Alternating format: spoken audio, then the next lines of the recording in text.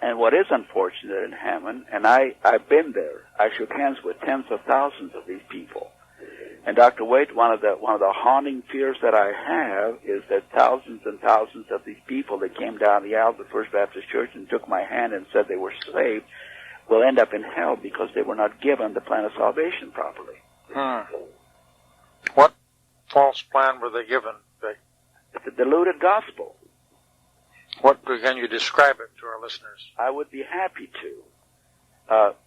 Our plan of salvation was a 30-second capsule, vitamin capsule, Romans 3:10, Romans 3:23, Romans 6:10, and Romans 10:13.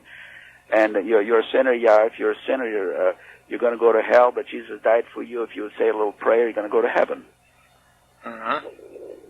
And are these the type of the thousands that he's claimed to be and these converted? are the thousands that he claimed to have been saved. What is his total count? Is it so much a year? What's his total? What is he saying now he's led to Christ?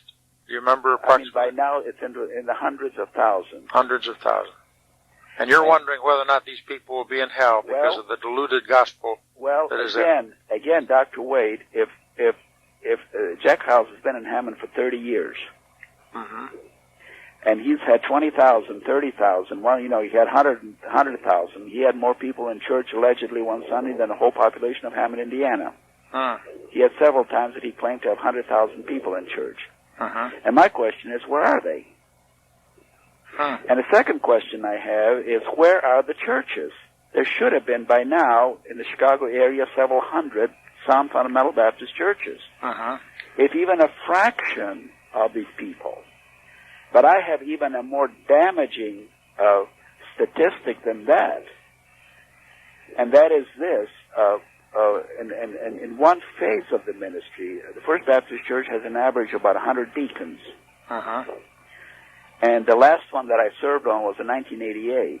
And I did a survey for Dr. Sumner to determine what percentage of the deacon board after 27 years of his ministry in Hammond, what percentage of these deacons were homebred converts of his ministry.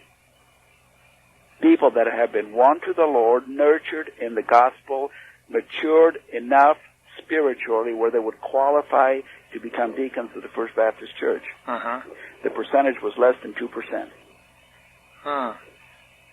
Less than 2%. Yes. So most of them are from other ministries.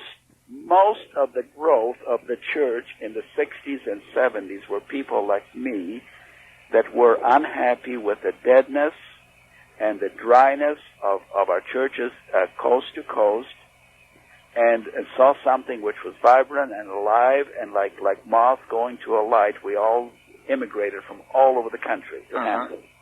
And most of the leaders today in the church are people that have come from anywhere. I see. That's sort of a mecca. It's sort of a mecca. But the product is not there.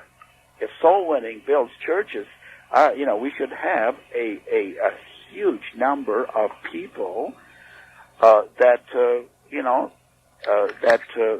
serving the Lord today faithfully.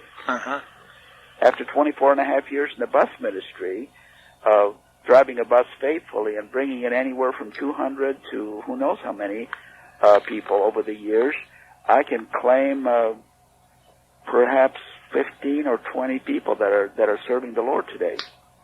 Out of all those hundreds? Out of all those years and years of bus ministry. It's